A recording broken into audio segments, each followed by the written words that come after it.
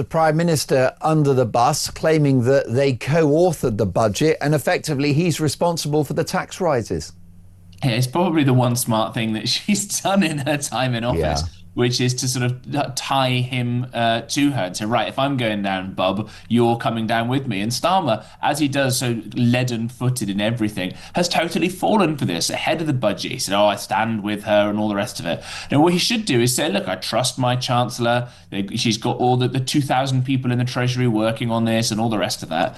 And then when it's terrible and tax rises have gone up and everybody hates her, then if you are smart and your own position is in as much jeopardy as caretaker Starmer's position is, then you can throw her to the wolves. The fact that he hasn't done that, I mean, the guy just doesn't have a clue. And, you would talk about wickedness perhaps a little bit. I wonder if it's more what Hannah Arendt would call the banality of evil when it comes to Starmer. He's sort of only following the orders of his civil servants and doesn't have... Good day and welcome back to the British Report channel.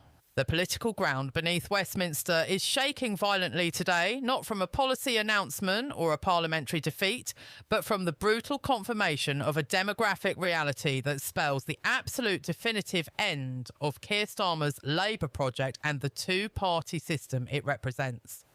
The secret that Labour HQ has been desperately guarding, often reportedly hiding the true figures even from its own National Executive Committee, is finally out, and the man holding the smoking gun is the unstoppable, utterly ruthless Nigel Farage. The shocking news is official.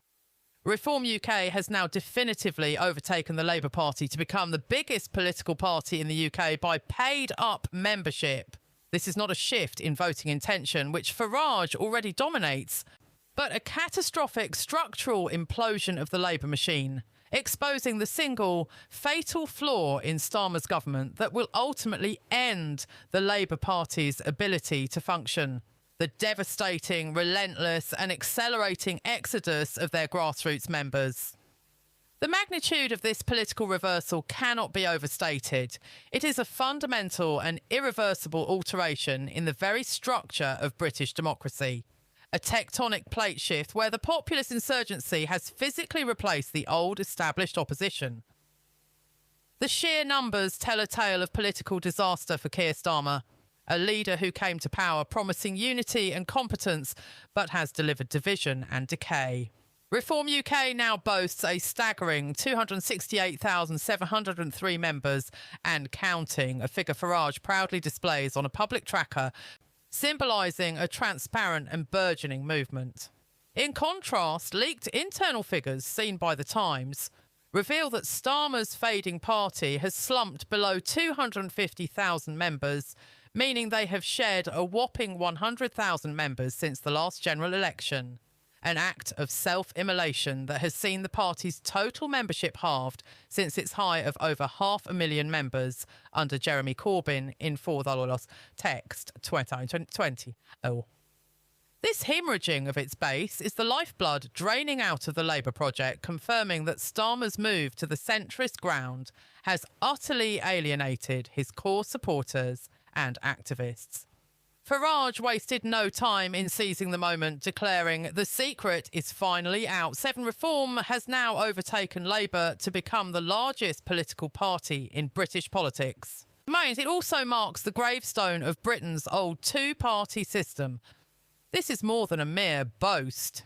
It is the ultimate empirical evidence that the political age of predictable Labour Conservative dominance is over, replaced by a multi-party landscape where the populist right is now the structural leader.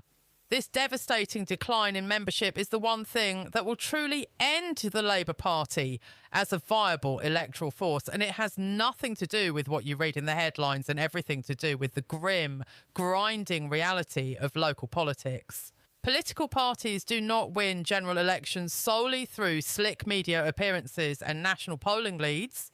They win by having a vast, motivated army of activists on the ground. The forces on the ground, as Farage astutely puts it, who knock on doors, deliver millions of leaflets, staff phone banks, and run the essential local campaigns that translate votes into seats. For generations, Labour's vast paid-up membership, buttressed by its historical links to the trade unions, was its beating heart, its ultimate structural advantage over the perpetually struggling Conservative Party, whose membership is now estimated to be only about half the size of Labour's.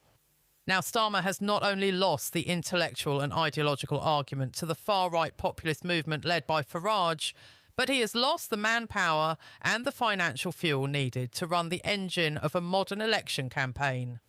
The steady, quiet stream of resignations, driven by anger over policy U-turns such as the initial reluctance to scrap the two-child benefit cap, or the deeply divisive positioning on issues like the Gaza conflict, which caused thousands to cancel their subscriptions, has now become a flood. This grassroots collapse is a direct repudiation of Starmer's leadership and his political direction, with former members seeking ideological and moral clarity elsewhere, either with the surging Green Party or with the new left-wing challenge from Jeremy Corbyn's provisional Your Party. The statement from the centre-left group Mainstream, backed by figures like Andy Burnham, that Labour's plummeting membership shows its top-down model has failed, is a devastating admission that Starmer's centralisation of power has alienated the lifeblood of his own movement. Farage's counter-narrative, therefore, is devastatingly potent. He is rightly boasting that Reform's rapid growth means they now have the manpower to take on the political establishment and win, transforming the party's capacity to fight elections from its text 2020 follower status, where it lacked the forces on the ground to compete, to its current position as a formidable, structurally superior force. This structural transformation is already yielding results that are terrifying for Labour. Reform continues to have the political momentum, following up their earthquake success in the May's English local elections, with a steady stream of victories and council seat gains from all the mainstream parties in by-elections around Britain. Crucially, just last night, Reform came from nowhere to win a seat from Labour in West Lothian, Scotland, demonstrating that the party's burgeoning network is now capable of overturning the old two-party map, even in Labour's former strongholds. This is the practical manifestation of the membership figures. More members means more boots on the ground, more targeted campaigning, and more capacity to spring a surprise victory, validating Farage's claim that no Labour or Tory stronghold is safe anymore. The surging membership, coupled with an unprecedented financial war chest, including the 12th text $9 million single biggest donation in modern British political history, and a consistent lead in over 150 consecutive national opinion polls, gives Reform UK a political apparatus that is now demonstrably superior to that of the sitting Labour government. The very existence of Reform, fuelled by the failure of the old parties to address core issues like record mass immigration, the cost of living crisis, and the perceived breakdown of social order, provides a common sense choice that is resonating deeply. Farage's focus on clear anti-establishment policies such as freezing immigration, guaranteeing zero NHS waiting lists, cutting income tax thresholds, and making Britain the most pro-business country in the world taps into a powerful vein of public resentment that Starmer is utterly failing to address. By allowing his party's membership, its financial base and its activist infrastructure to hemorrhage to Reform UK, Keir Starmer has not only lost the war of political ideas, but has lost the political soul of his party. The desperation is evident in the Labour spokesperson's refusal to give a running commentary on the membership figures, an act of institutional denial that only confirms the severe internal crisis.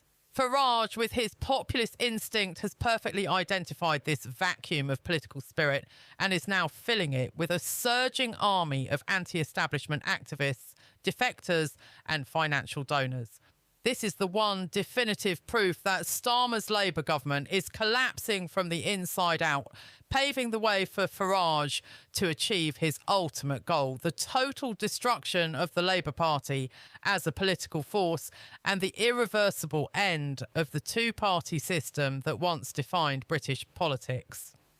The era of the Labour establishment is over, and the era of the populist insurgency is just beginning.